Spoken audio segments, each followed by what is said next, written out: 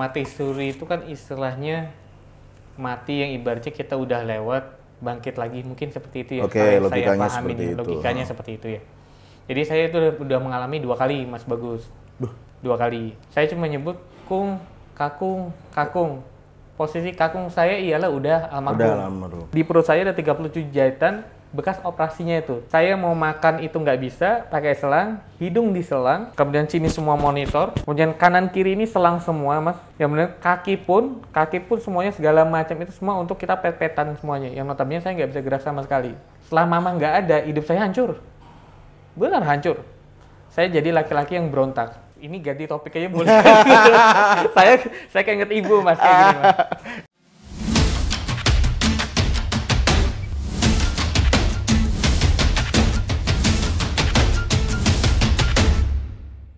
Assalamualaikum warahmatullahi wabarakatuh.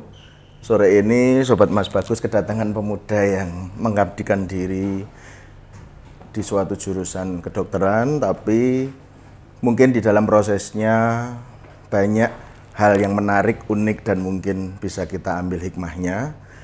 Kali ini perkenalkan Mas Dino. Halo.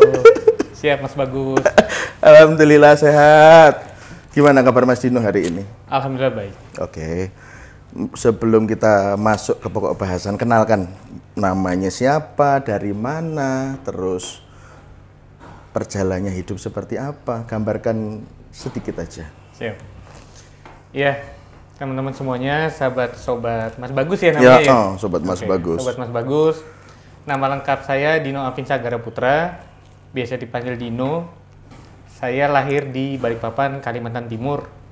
Balikpapan, jadi di Balikpapan tuh nyampai SMP, Mas Bagus. Dari kecil? Dari kecil. Sampai SMP? Sampai SMP, tapi sebelum itu pindah-pindah juga, jadi tergantung pekerjaan orang tua. Oke, ngikut orang tua. Ngikut orang tua. Kemudian mulai SMA menetap di Jogja. SMA sampai sekarang ini. Berarti SMA berapa Mas dulu di Jogja? Muhammadiyah 1. Oh, Muhammadiyah 1. Boleh sebut merek ya ini? Udah apa-apa. Ya? Biar bangga nanti alma Siap, maternya. Terus? Siap. Kemudian kuliah S1 kedokteran di universitas salah satu swasta di Jogja juga. Oke. S2 di Jogja juga. Sudah S2 ya? Alhamdulillah udah Mas Bagus. Mantap. S3-nya yang belum doain. Doain lah selalu. Biar banyak SSS itu kan kayak kita mencintai wanita, Mas Bagus. Iya. Jadi wanita itu kalau kita makin tinggi titelnya biasanya makin mudah mendapatkan. Nah, yang jadi pertanyaan sebenarnya simpel. Apa itu? Apabila si pria itu titelnya semakin tinggi dan wanitanya itu ikut bangga, pertanyaan pertama adalah kalau wanitanya lebih tinggi daripada prianya. Cluenya dari saya ya. Kalau saya gimana caranya saling mengerti dulu itu yang pertama. Karena notabene gimana caranya laki-laki itu pasti dia nggak mau kalah sebenarnya. Sebenarnya. Yes. Tapi andaikan Allah itu takdirkan laki-laki itu istilahnya di bawahnya perempuan. Ya seenggaknya kita gimana bisa bersikap menghargai wanita itu. Dengan sikapnya kita menghargai itu notabene kita bisa ngerti. Oh, wanitaku, pasanganku bisa seperti ini. Otomatis aku bisa memberikan dia apa ya, effort ke dia apa yang lebih. Timbal balik lah ya. Timbal dia lebih apa. Misalkan dia kurang di agamanya, kita lebih di agamanya. Misalkan dia kurang atau lebih di melayani dalam hal sandang pangan pakan. Kita misalkan melayani anak-anaknya. Kayak itu. Tapi kalau nggak semua orang bisa punya perasaan seperti itu juga, Mas. Karena menurut apa kata orang lama itu, trilogi yang pernah aku dengar, dikala pria itu sukses dan mapan, dia dropnya terhadap suatu momentum wanita. Tapi dikala si pria itu si wanita itu mapan, dia sudah tidak butuh pria. Dan itu sudah banyak bukti. Tinggal kita jangan ikut bukti itu aja. Siap. Kembali lagi, Mas Dino. Ada feeling apa dulu di waktu SMA sampai masuk kuliah, kok tiba-tiba ada terpecik masuk kedokteran? Apa yang membuat Mas Dino, ini jurusan yang aku tuju, ini yang aku pengen, apa dari passion keluarga atau emang bawaannya dari Mas Dino sendiri? Kebetulan kalau dari keluarga sih enggak, Mas. Karena saya dari orang tua yang bukan dari tenaga medis atau dari kesehatan. Kebetulan bapak itu kan di perminyakan. Kemudian kalau ibu kan jualan kue. Jualan kue. Wira swasta ya? Iya, wira swasta. Jadi kalau misalkan di kedokteran pun saya sebenarnya dalam hati itu tidak mau untuk jadi dokter. Jadi saat saya lulus SMA, saya mendaftar yang paling pengen itu ialah di pertambangan. Pertambangan, karena mengikuti bapak? Pertama ngikutin bapak. Oh iya kan. Jadi kebetulan saya sama kakak yang kedua, jadi kan saya 4 bersaudara. Oh, 4 Mas. bersaudara. 4 bersaudara. Mas Dino nomor? 3. Oh 3. Nah, kebetulan saya yang kedua dan saya yang ketiga. Nah, ini kita lulusnya bareng, satu sekolah. Oh. Kebetulan SMA itu agak pintar, Mas. Siapa nih? Mas Dino? Sayanya. Oh iya, agak pintar. Kebetulan. Jadi lulusnya bareng. Iya, iya. Jadi beliau tuh 3 tahun, kakak Mas itu 3 Dino tahun, 2 tahun. 2 tahun. Oke. Nah, lulusnya bareng. Dan kita daftar untuk ke dulu salah satu universitas di Jogja juga yang pertambangannya bagus lah. Sebutlah UPN. Ya, Mas ya. Kita daftar dan di sana masuk bareng. Nah, orang tua itu paling mencekal khususnya saya untuk masuk ke pertambangan. Karena apa? Kenapa itu? Saya punya riwayat itu yang nggak baik di kondisi tubuh saya. Karena bayangan orang tua itu kan kalau pertambangan, perminyakan atau teknik itu Visinya nanti di kuliahnya itu dipelonco katanya. Oh. Istilahnya dihajar-hajar habis-habisan. Nah, orang tua saya nggak mau tuh saya digituin. Nah, otomatis kebetulan saya itu iseng-iseng dari sekolah tanpa tes, cuma masukin raport, masukin ke universitas swasta itu tanpa tes sama sekali. Terus? Malah dipanggil di telepon.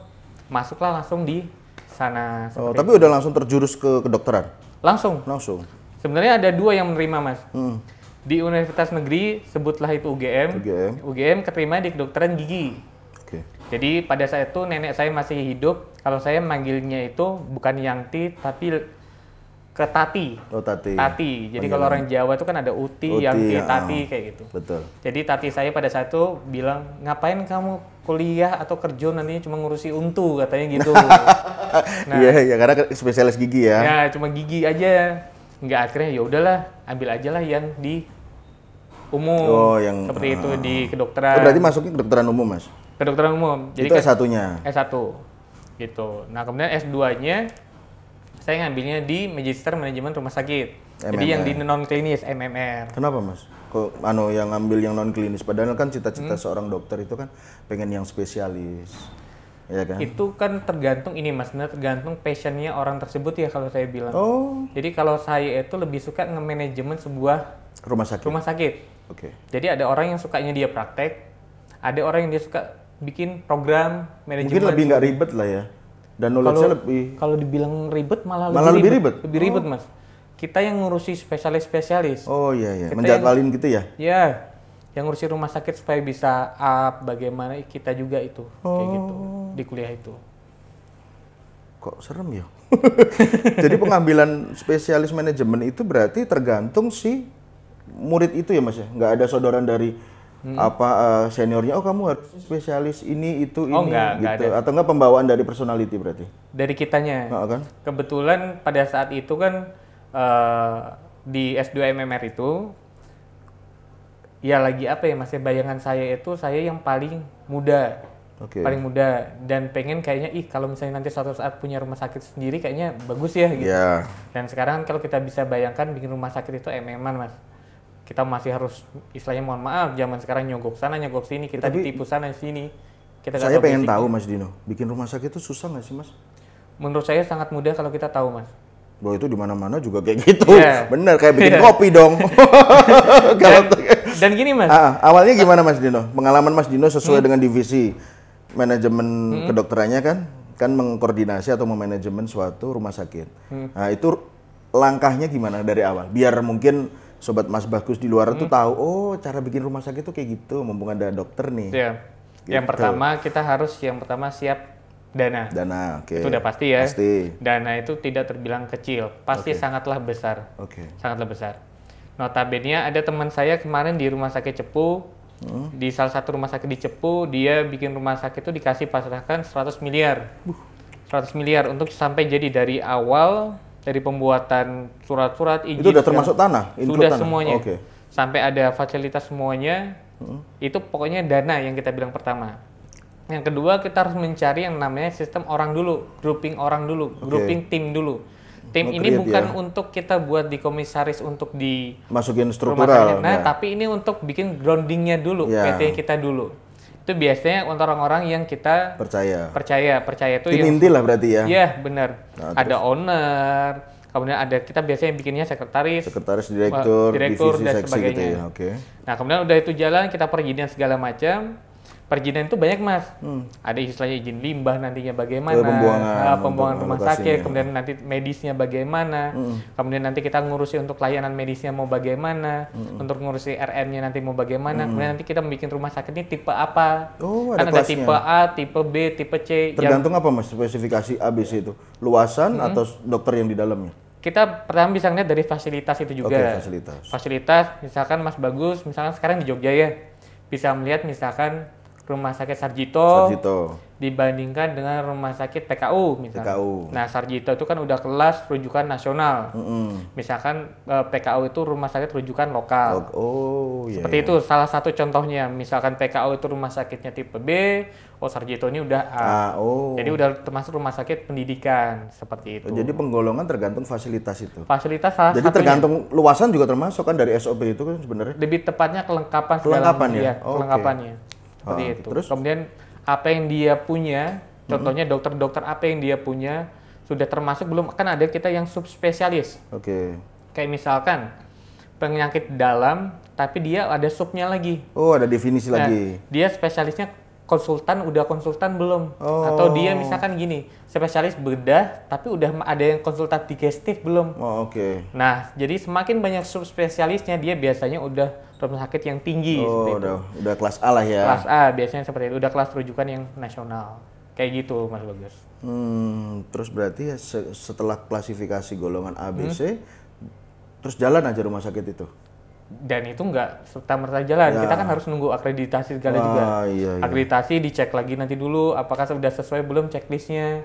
Yang udah ditulis itu, yang udah dipunya, misalkan bednya ada berapa, EGD-nya, ntar oksigennya udah berapa, ruang operasi segala macam bagaimana, itu. Tapi kalau kembali lagi Mas Dino, seumpama ada orang atau investor membangun rumah sakit tapi berawal dari puskesmas tuh bisa nggak?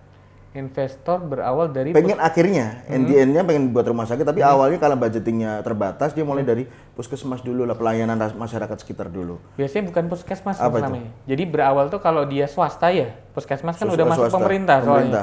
Kalau swasta berarti klinik. Klinik ya. Klinik biasanya klinik Pratama. Klinik Pratama. Itu kalau swasta nanti pelan-pelan dia biasanya naik tuh. Jadi ke rumah sakit tipe C. Lah berarti kan bisa kan? Kayak gitu ada upgrade gitu bisa kan? Sangat bisa. Tapi yang membedakan antara rumah sakit tipe C dengan klinik apa Mas? Klinik dengan rumah sakit? Yang tipe C, yang mulai yang paling terendah tipenya, apa itu? Dari dokternya aja udah kelihatan Mas. Di klinik nggak mungkin, dia biasanya adanya cuma dokter umum, dokter jaga. Di klinik ya? Biasanya. Jadi walaupun dia klinik 24 jam. Biasanya dia adanya dokter umum. Gitu. Nggak ada yang spesialis. Nggak ada yang spesialis. Biasanya. Terkecuali dia nanti ada dokter spesialis praktek jam sekian. Terkhusus lah ya. Terkhusus seperti itu. Kalau rumah sakit sudah pasti biasanya dia pasti ada spesialisnya. Iya. Gitu. Unik juga tapi, serem ya kalau ngomongin kedokteran tuh semua berbau mahal. Ya. Udah mahal, pinter, ya kan. Beberapa ya Mas ya, teman-temanku di Solo dokter itu maaf ya mungkin pola pikirnya udah terlalu maju ya, mereka pinter, jadi jarang membaur, apa akunya yang nggak akrab juga sama mereka gitu loh. Tapi ketemu Mas Dino nih dokter yang humble loh dan mau berbagi. Terus lagi Mas, dengar-dengar pernah kita ngobrol iseng-iseng kalau Mas Dino ini pernah mengalami suatu kejadian dalam proses kehidupan tuh, kalau orang bilang apa ya, mati suri. Nah itu gimana Mas Dino? Saya tuh penasaran dan merinding ini ngomongin kayak gitu. Aku pengen denger ceritanya gimana tuh Mas, awalnya dan sampai merasakan hal itu tuh gimana itu? Ya kalau mati suri itu kan istilahnya mati yang ibaratnya kita udah lewat, bangkit lagi, mungkin seperti itu ya. Logikanya saya pahamin seperti itu. Logikanya seperti itu ya. Jadi saya itu udah mengalami 2 kali Mas Bagus. 2 kali. Yang pertama itu ketika saya SMA. Ya, yang pertama dulu, faktor utama mengalami mati suri itu apa di waktu SMA? Kecelakaan. Kecelakaan. Ceritanya panjang Mas itu sebenarnya. Dirangkumin aja, nggak usah panjang-panjang. Nanti ke FTV lagi. Kalau cerita mati suri itu soalnya jadi keinget setiap saya cerita ke teman atau ke orang terdekat tentang mati suri, keinget almarhum ibu saya jadinya. Jadi gini, SMA itu kebetulan pada saat hari itu saya mau mewakilkan sekolah untuk lomba matematika di UGM. Kebetulan saya SMA itu sering mewakili sekolah saya untuk lomba karya ilmiah remaja dulu, khususnya di bidang matematika. Nah pada saat itu sebenarnya simpel mas, saya balik dari sekolah jam 2 siang, balik ke rumah. Balik rumah, ada ibu saya di rumah, ada kalau nggak salah kakak saya di rumah. Balik ke rumah dengan naikin motor Revo. Oke, Revo. Revo, pada saat itu Revo yang notabene kalau anak SMA zaman dulu yang knalpotnya kalau udah diganti Brong-brong itu itu. udah berasa keren. Dulu ya. Dulu. Kalau sekarang saya pun merasakan jijik banget saya dulu. Tapi nggak apa-apa, perkembangan emang kejam. Terus? Ya, nah itu balik ke rumah, saya bilang cuma sama ibu saya, Mah, Dino mau pamit lagi, mau lomba di mana? Katanya di UGM, doain ya Mah ya. Nah udah, ibu saya cuma nanya satu mas, saya masih ingat, udah sholat belum? Jadi pas itu saya berangkat itu udah azan asar, jadi dari sekolah jam 2 nyampe rumah sekitar jam setengah 3, jam 3 ya mungkin. Lah ya. Pokoknya ibu saya nanya, udah sholat belum? Sholat asar maksudnya. Saya bilang udah mah, di mana? Di situ. Ibu saya sampai nanya di mana di situ, saya asal nunjuk aja tuh di lantai di mana pokoknya di rumah lah. Untuk ngegain almarhumah. Iya, udah untuk ngegain ibu. Pada saat itu kan masih ada. Oh, masih ada. Masih ada mama pada saat itu. Nah, saya berangkat lagi naik motor. Oke. Berangkat naik motor dari Jalan Kalikurang KM 13 mas, 13-an. Rumah pada saat itu KM 13-an ke arah sekolah SMA Madya 1. Nah, pas di perempatan Kentungan, kalau Mas Bagus tahu, Kentungan Ring Road. Nah, itu saya itu karena naik motor dulu anak SMA itu, mohon maaf, pecicilan ya dulu saya. Pecicilan, notabene dari awal dari lawan arus. Jadi saya dari atas, ada ambulan itu sama motor yang dia dari arah bawah. Oh, mau naik berarti. Mau naik. Simpangan gitu ya. Nah, saya naik motor ya balap karena ngejar waktu. Karena pada saat itu memang ditungguin sekolah udah jadi pakai bus sekolah mau ke UGM. Jadi titik kumpulnya di sekolah. Ngejar waktu untuk mau lomba.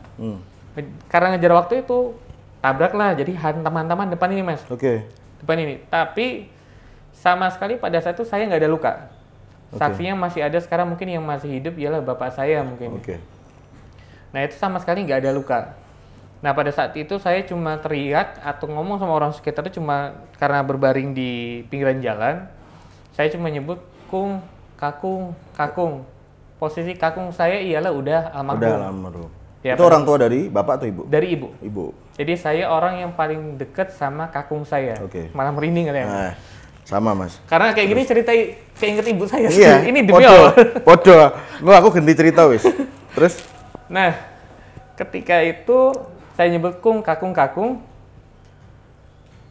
Dan kakung saya itu kayak cuma manggil-manggil. Ingat posisi saya baru di pinggir jalan. Itu masih di pinggir jalan. Posisi habis kecelakaan. Habis kecelakaan masih di pinggir jalan, saya nggak bisa bangun. Jadi saya cuma tertidur. Tidur, jadi mau kayak bangun gini nggak bisa mas.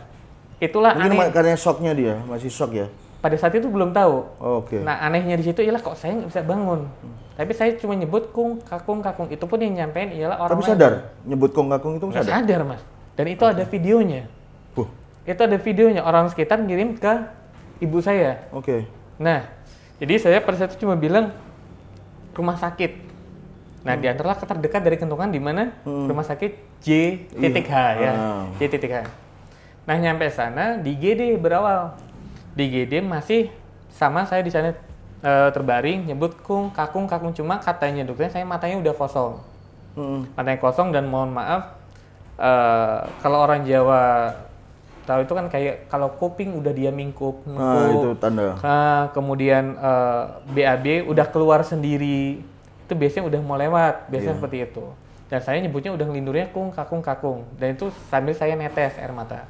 Itu ibu saya di rumah belum tahu kalau saya kecelakaan.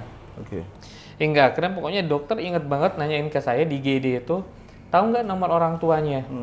Karena yang nganterin kan dari orang-orang yang di situ kan, yang pada saat saya posisi jatuh itu. Saya bilang saya cuma ini, tapi saya nggak apa ya mas, nggak bisa masih di HP saya ini nomor ibu, cuma saya nyebutin ini. Iya, nyebutin aja. Nyebutin. Nah dari rumah sakit telepon lah si ibu, posisi mama kan di rumah, mama saya di rumah. Kaget dengar berita seperti itu karena pada saat itu zaman-zamannya kan kalau kita ditipu apa segala macam, mama kan takut. Spam telepon itu. Ya, cuma mama juga agak yakin karena apa? Gucinya mama, kebetulan mama di balik papan ada rumah. Gucinya mama, kesayangan mama yang gedenya itu mungkin kalau sama tinggi saya sama mas.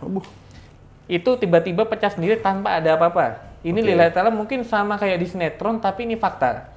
Jadi pembantu di rumah Balikpapan itu bilang ke mama, Bu, maafin saya ya Bu, guci di rumah pecah, tapi saya nggak tahu kenapa. Itu guci kesayangannya mama. Loh kok bisa? Segala macam. Itu berbarengan dengan Mas Dino itu? Berbarengan.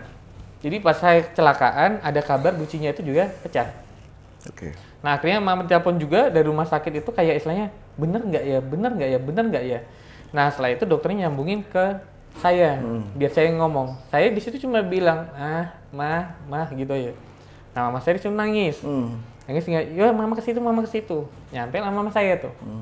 Wah, sampai mama saya datang ke rumah sakit. Nah saya cuma nyebut satu mas, mah maafin Dino ya mah. Saya cuma bilang itu. Maafin kenapa? Wah saya cerita gini jadi ingat almarhum mas. Jadi mama saya pas itu maafin kenapa katanya. Maafin mah. Jadi katanya orang Jawa kalau orang tua kita udah mengikhlaskan kita istilahnya, ya udah mama maafin. Itu katanya udah ya udah ikhlas lewat. Nah cuma mama saya bilang enggak mama nggak mau maafin. Maafin apa? Maafin ya mah. Jadi saya ini cuma butuh jawaban. Cuma butuh iya gitu. Gak lama saya drop lagi sampai saya nyebut kakung. Itu terus masih ada dalam pikiran saya. Sampai akhirnya dokter bilang ini curiga ada perdarahan di dalam perut. Perdarahan dalam perut. Yang tadinya kita harus CT scan dulu. CT scan sama ronsen. Karena takutnya kepala saya ada apa-apa, dalam perut saya ada apa-apa, seperti itu. Kemudian di CT scan ronsen, terbuktilah ada perdarahan di dalam. Ternyata hati saya bocor. Kalau zaman sekarang kan orang-orang bilang, ih hatiku sakit nih, hatiku ini. Kalau ini hati benar organ hatinya yang bocor. Jadi otomatis kalau dari luar ini saya ini kelihatan normal mas. Benar-benar nggak ada luka, nggak ada. Tapi ternyata hatinya ini bocor. Kena apa? Bisa difaktorkan misalnya kena stang. Jadi kena benturan, trauma itu. Nah, dokter itu bilang, pokoknya bisa nggak bisa, tengah malam ini harus dioperasi. Saya masuk ke IGD itu sekitar habis maghrib mas. Dan dibutuhkan donor darah itu 7 kantong darah. Dan darah saya ialah AB. Darah yang notabene orang bilang itu paling susah. Kayak Romo, AB juga. Ya. Nah, ini ganti topik aja boleh. saya keinget ibu mas. Kayak gini, mas. Nah, terus intinya pada saat itu ialah akhirnya mama mengusahakan cari darah, sampai sebar info kemana-mana segala macam. Itu belum ngabarin ke bapak saya. Bapak saya posisinya masih di Kalimantan. Jadi cuma ada mama sama saudara-saudaranya mama, sama kakak, kalau masih kakak adik itu rumah sakit. Pokoknya sampai jam pertengahan malam itu kita masih kurang 2 kantong darah berdasarkan cerita mama. Masih kurang. Itu posisi Mas Dino udah nggak sadar? Udah nggak sadar. Saya diceritakan mama ini posisi udah sembuh. Sampai mau operasi itu tengah malam itu masih kurang 2 kantong darah. Hingga akhirnya pas kebetulan mama udah mondar-mandir kemana-mana, saya juga berterima kasih kepada salah satu security di rumah sakit tersebut. Yang notabene A+an security pada saat itu kata mama itu sekitar jam 12 malam. Mendonasikan? Enggak, jadi jadwal A+an security di rumah sakit itu jam 12 malam. Dan kebetulan pas A+an orang yang jaga itu, AB. mama tanya AB. Iya, mendonasikan kan berarti? Iya, mendonasikan. Langsung 2 kantong darah. Padahal normalnya kita kan 1 kantong darah aja udah kelilingan mas. Dia 2 kantong darah. Nah itu dia yang bantu. Akhirnya dioperasi lah. Bisa masuk tuh operasi. Nah selama operasi, dokter itu sudah bilang ke mama saya, Bu, yang pasti kami berusaha semaksimal mungkin, tapi kami nggak yakin. Karena memang pada saat itu dokter udah bilang, 90% mohon maaf ini lewat, 10% ya kami mengusahakan. Udah dibilang. Tapi mama saya bilang, enggak, pasti bisa dok. Katanya seperti itu. Nah udah, saya masuk ruang operasi. Dan saya selama operasi itu baru kelar itu subuh, sekitar jam... Masuk jam 2-an berarti mas. 2 aja, jam 2-an lah. Pokoknya kelar jam 4-an. Itu kelar pertama. Kelar pertama. Jadi kelar pertama itu yang dimasuk ialah dokter menyatakan ini udah kelar operasinya. Ternyata setengah jam kemudian ini ada bleeding, perdarahan.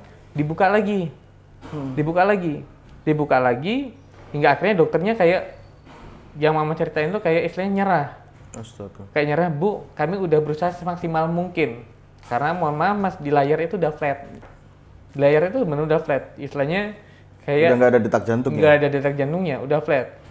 Nah, hingga akhirnya Mama telepon Papa di Balikpapan, telepon Papa bilang, udah disediain di sini semuanya, pokoknya Papa mau doa apa segala macam, ini seperti itu. Mama tetap bilang enggak ikhlas. Pokoknya dokter, udah dok, pokoknya diusahakan semaksimal mungkin, kata Mama saya seperti itu. Nggak, akhirnya pokoknya kelar lagi tuh Mas. Operasi itu kelar sekitar ya setengah 6-an lah, mau pagi, udah mau pagi banget. Udah kelar operasi, kan nggak mungkin dong saya langsung sadar. Nah, otomatis masuk ruang ICU dulu. Yeah. Nah, di ruang ICU itu saya itu pokoknya selama perjalanan itu ya sekitar 2 bulan, 3 bulan di ICU itu. Jadi ICU masuk ruang biasa ICU, pokoknya selama sakit itu 2 bulan sampai 3 bulan. Mondar-mandir gitu ya? Iya, karena keadaan saya nggak stabil. Dan yang paling hebat itu ada satu cerita yang ketika bapak saya itu belum nyampe, dan saya itu cuma selalu, mama saya kan ngemonitor lewat ada CCTV dari kamar itu. Jadi cuma kayak mah, dan saya nyebutnya cuma kung. Dan mama saya terus nanyain, kenapa sih minta maaf apa Le? Manggil saya Le, minta maaf apa Le? Minta maaf mah. Kalau Mas Bagus bisa ambil poin ya sebenarnya. Saya minta maaf, mau minta maaf apa?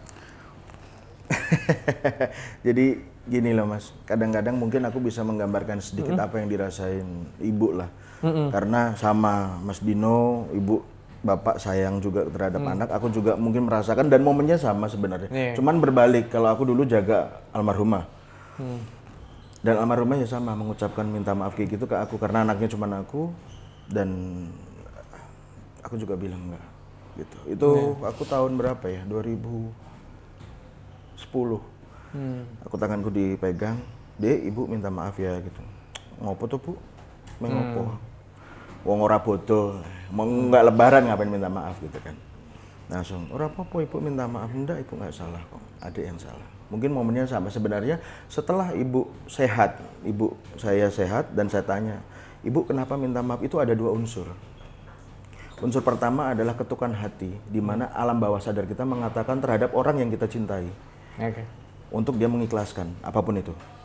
Terlepas dia salah atau tidak. Yang kedua adalah rasa ketidakikhlasan kita sebagai orang yang mau kehilangan. Iya benar. Gitu. Dan mungkin kedekatan Mas Dino dengan ibu, dengan bapak itu dekat dengan ibu. Iya. Hampir sama kayak saya Mas. Jadi kalau saya tuh Mas Bagus, minta maaf itu sebenarnya satu hal. Ingat dari cerita tadi kan saya belum sholat. Iya. Tapi sudah membohongi ibu. Nah itu mama itu langsung nebak sendiri. Kamu belum sholat ya tadi Le ya katanya. Ya saya nggak ada bilang udah, nggak ada bilang belum. Pokoknya minta maaf aja. Sampai akhirnya itu pada saat di ICU itu Mas, saya flat lagi tuh. Flat lagi.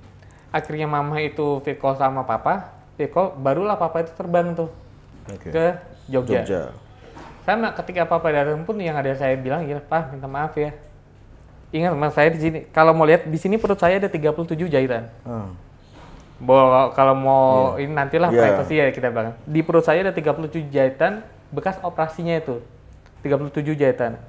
Saya mau makan itu nggak bisa pakai selang, hidung diselang. Kemudian sini semua monitor. Alat-alat elektrikal semuanya yang untuk jantung lah, kita mau apa segala macam.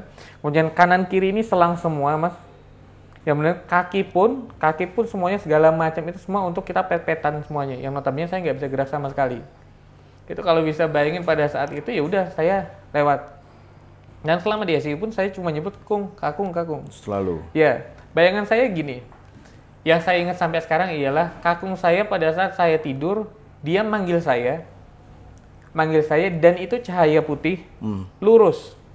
Di pojok, simetris lah ya. Ya. Pojok-pojok ruangan. Ya. Dan suasana gelap. Gelap. Oke. Tapi kakung saya itu bersinar. Sinar. Bener banget. Dan itu saya selalu kayak kakung saya kayak mau narik. Oke. Tapi dan kita nggak ngerespon. Nggak ngerespon ya, karena mungkin ya ibu ini belum jangan. Ikhlas. Belum ikhlas. Jadi kalau misalkan ibu ya udah mama maafin, mungkin gitu ya. Mungkin beda cerita.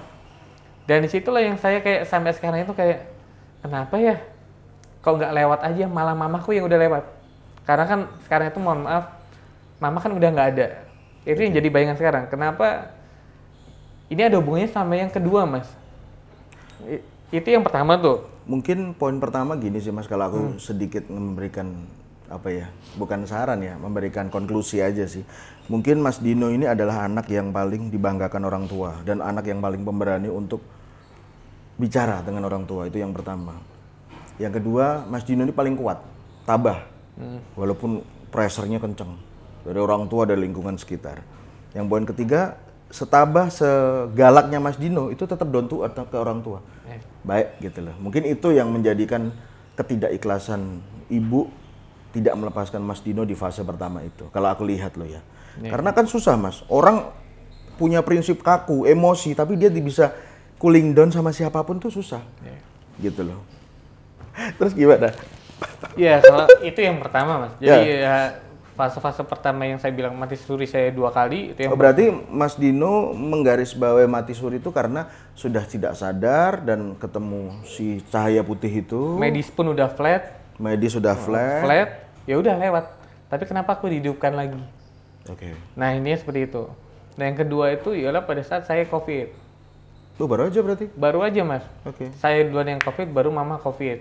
Iya. Nah, saya COVID itulah yang saya udah nggak tahan lah. Saya udah paling nggak tahan. Saya kira itu saya udah bener-bener ya lewat karena bener-bener itu udah mau minta maaf sama semuanya, sama keluarga mama, papa semuanya lah. Udah minta maaf.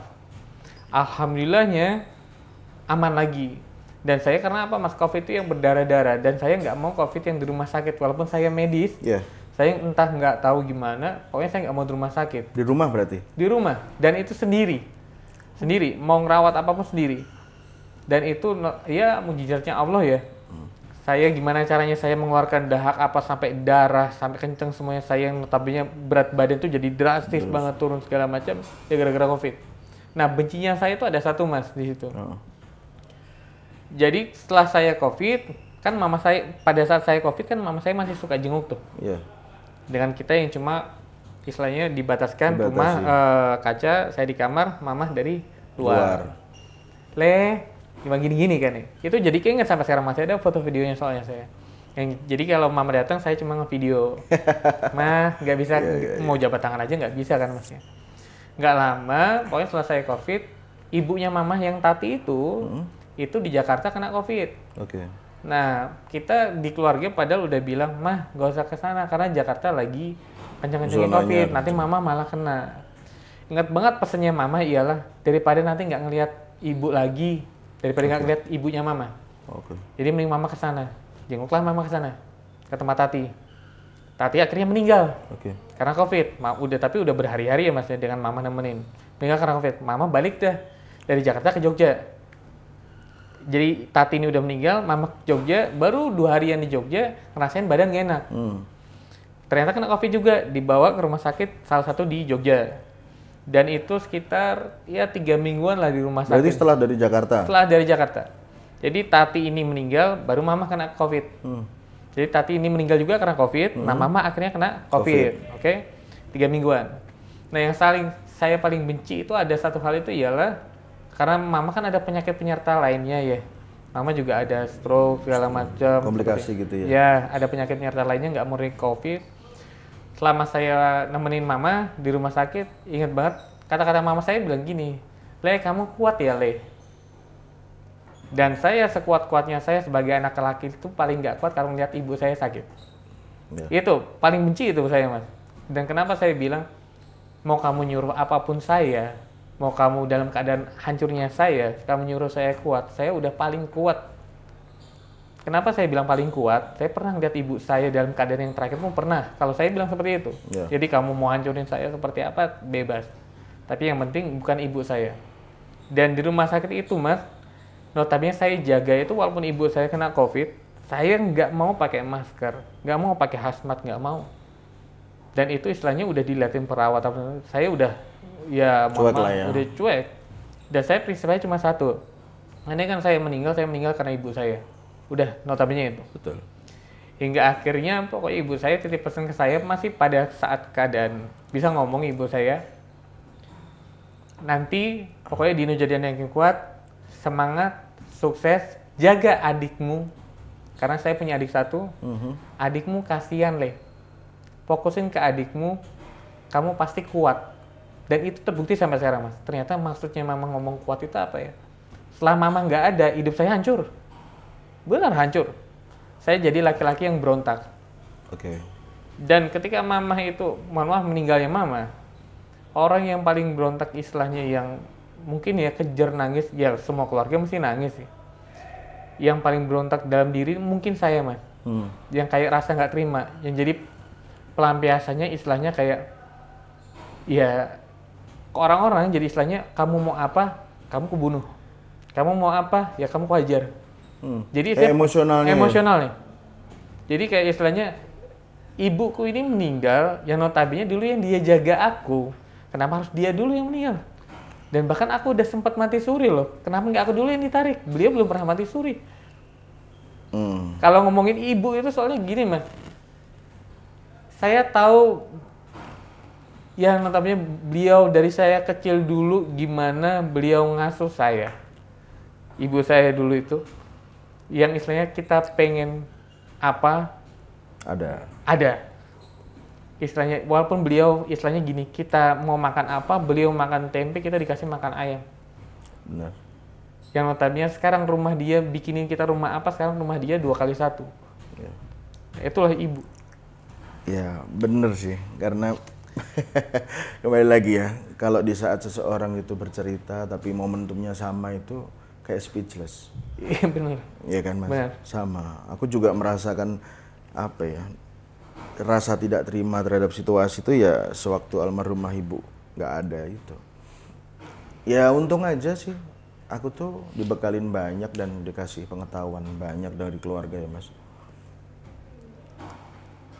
Ya sangat disayangkannya kenapa aku harus satu orang gitu loh. Yeah. Tapi ya aku nggak boleh lah egois dan menyalahkan keadaan apalagi situasi. Mungkin ini dah garisnya Tuhan, aku harus berikan terbaik. Makanya aku selalu bilang sama teman-teman saudaraku, aku bilang, pokok men aku kudu iso apa wae. Ketok ya aku ki wong biasa sederhana tapi aku kudu iso memahami apapun karena aku pengen, mungkin sama halnya Mas Dino, di mata orang tua kita sebagai anak tuh pengen mengapresiasi apapun kita harus bisa. Iya. Ya kan Mas? Gitu. Aduh. Astaga. Kalau ngomongin ibu itu sensitif Mas. Iya. Sampai sekarang pun juga masih. Iya. Anak laki-laki itu paling dekat sama ibu. Iya. Kan ada lagunya Mas. Satu-satu aku sayang ibu, ya kan ya? Dua-dua sayang ibu lagi kan? Tiga sayang ibu. 1, 2, 3 sayang ibu-ibu. Ini biar nggak sedih aja Mas maksudnya. Iya Mas. Makanya, aduh. Karena kalau bahas ibu tuh saya agak ya sensitif. Tapi rata-rata Mas Dino, dari beberapa ceritaku ya, ini sedikit sharing juga. Dari beberapa ceritaku, saudaraku, teman-teman dekatku di Solo, di Jakarta, mensikapi meninggalnya orang tua, terutama ibu itu pasti ada cerita. Yeah. Gitu loh. Makanya alhamdulillah Tuhan mempertemukan Mas Dino, kita bisa kenal baik, udah kayak saudara, terus dengan cerita momentum yang sama, kok sepertinya ya setiap meninggalnya ibu itu pasti ada cerita apa aja mesti ada. Nggak ngerti. Makanya kalau sekarang saya disuruh untuk menceritakan A sampai Y, saya masih bisa.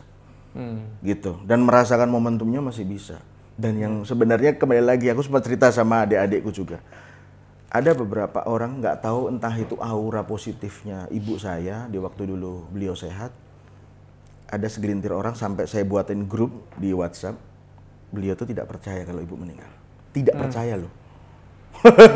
Tidak percaya loh ini. Dia yang meyakini dan itu yang aku sampai sekarang nggak bisa ngelurusin pola pikir orang seperti itu. Dan aku sebagai anaknya pun, Mas bagus kok kayak ngono toh.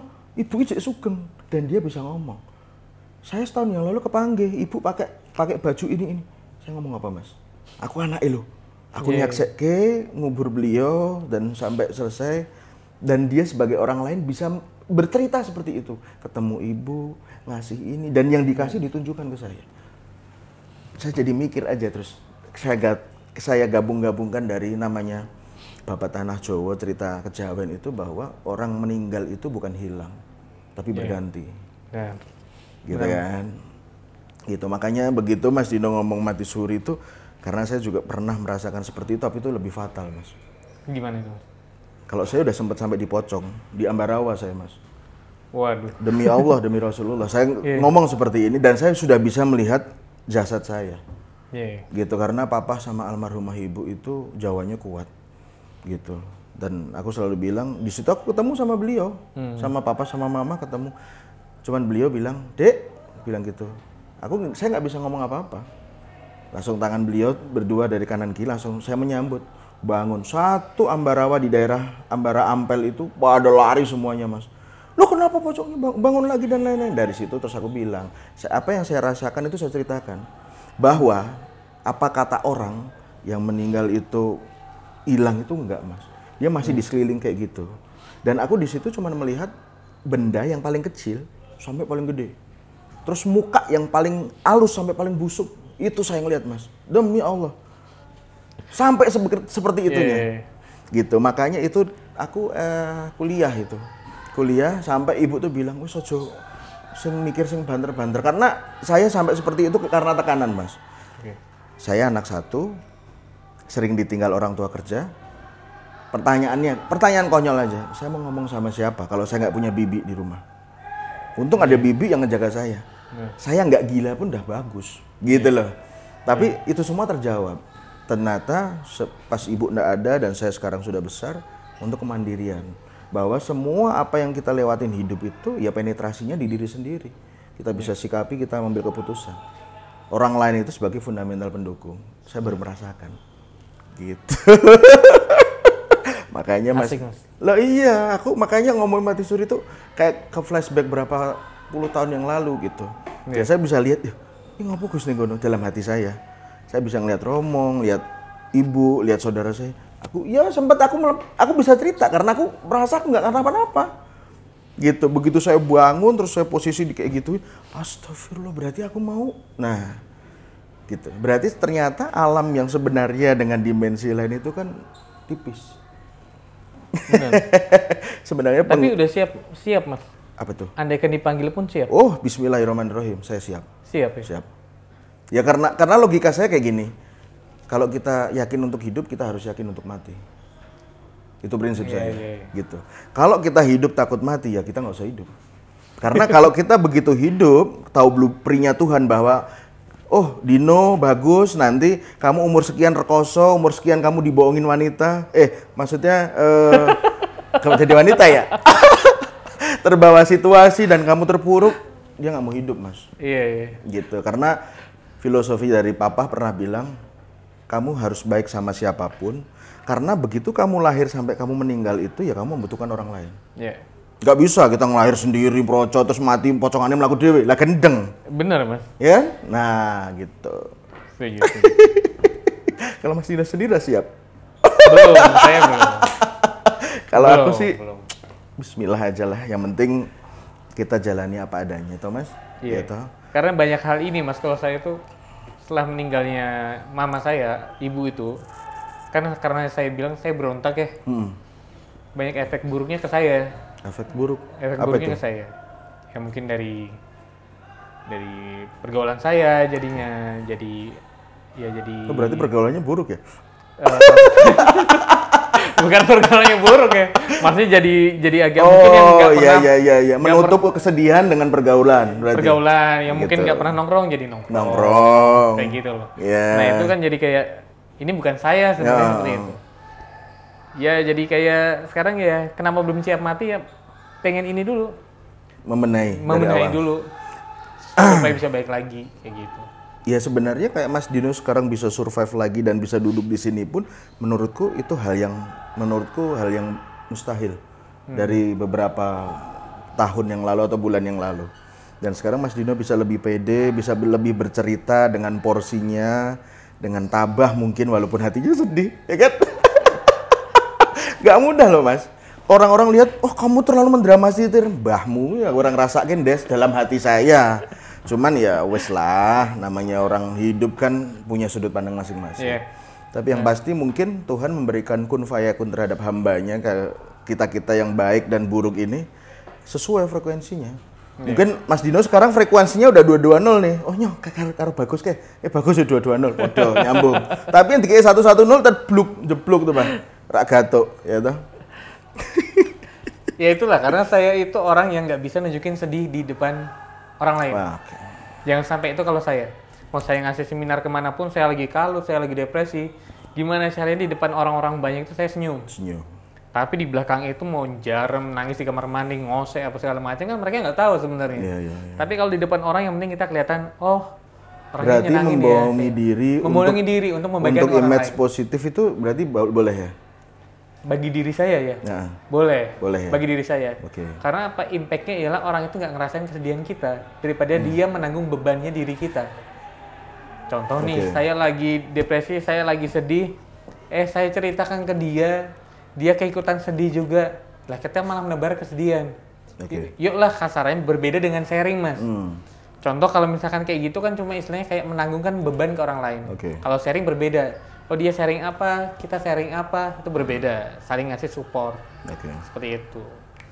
Ya ibaratnya kayak cowok cewek lah, Mas. Cowok cewek lah, kasarnya seperti itu. Mas Bagus menyukai wanita, notabene kan wanita itu juga harus menyukai Mas Bagus. Iya. Kita menikahi pasangan kita bukan hanya menikahi pasangan kita, tapi menikahi keluarganya juga. Keluarga dan leluhurnya. Nah, seperti itu kan ya. Bener. Jadi kapan Mas Bagus? Insya Allah tahun ini doanya menemukan yang terbaik. Tapi apa kemarin sempat aku cerita sama Mas Dino kan? Iya. Namanya berhubungan berpasangan suami istri atau berpacaran, kalau masih berdasarkan cinta itu berarti dia tidak mencintai. Karena masih berharap sesuatu hal, benar nggak? Tapi kalau sudah dia menganggap sebuah pengorbanan itu suatu keharusan, yaitu namanya cinta. Iya, benar. Iya kan? Benar kan? Benar. Kadang-kadang kan orang sekarang mikir gini, oh aku cinta ke dia karena maaf, oh dia kaya, dia ganteng, dia suspek, dia whatever lah.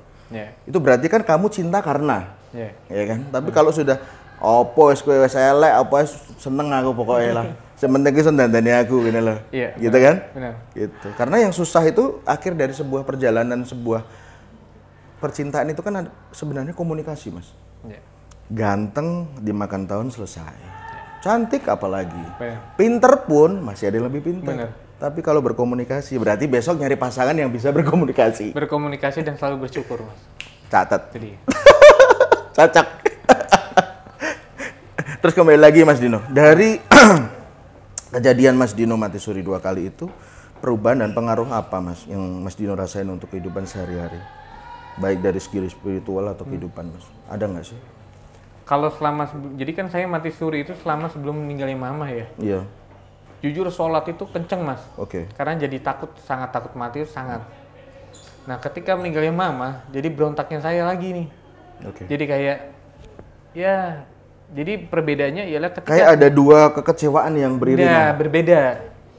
Saya mati suri sebelum meninggalnya mama, saya malah kenceng ke agama. Karena takut. Baiknya plus banget lah. Baiknya plus banget. Ketika mama nggak ada, jujur ya bagi diri saya yang menilai ya, itu malah jadi minus. Karena apa? Nggak terima. Nggak terima. Karena ini ibuku. Kenapa yang harus duluan ibuku? Kenapa bukan aku? Pada saat aku lagi lurus-lurusnya, kenapa nggak aku yang diambil? Jadi gitu loh. Tapi pernah nggak Mas berpikir Mas Dino gini, apabila maaf kata dan semoga tidak, Mas Dino diambil, berapa kecewanya ibu dan bapak? Mas Dino nggak ada? Nggak kepikiran. Nggak kepikiran. Berarti kan kembali lagi sebenarnya hal yang Mas Dino pikirkan itu kan karena ego. Ya menutupi daripada orang tua aku mendingan aku. Ya itu pengorbanan sebuah anak ya kan Mas. Kayak gitu.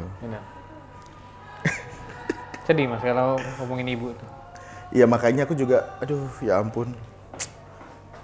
Ya semoga beliau di surga memberikan jalan yang lurus, tenang, berkah, karomah buat kita semuanya. Amin. Terus soal kembali lagi Mas soal ilmu kedokteran. Di kedokteran sendiri ada tuh Mas mati suri, istilah mati suri di kedokteran? Nggak ada Mas. Nggak ada? Nggak ada. Istilah mati suri itu nggak ada di dunia kedokteran. Berarti secara diagnosa Mas Dino yang sudah flat itu logikanya sudah meninggal? Logikanya harusnya udah meninggal. Harusnya. Kan dokter aja pada heran kok Mas. Tiba-tiba saya itu ada hentakannya lagi. Dan saya tiba-tiba bisa ngomong lagi. Itu heran. Dan itu masih terpasang monitor. Jadi ya itulah ya kalau istilahnya kan kayak kita di luar nalar ya jadinya ya. Tapi kan kita harus mengakui bahwasanya kita harus percaya hal-hal yang seperti itu, karena itu pun pasti ada. Dan itu udah terbukti. Pada siapa? Pada orang lain bisa, pada diri saya pun juga iya. Oke.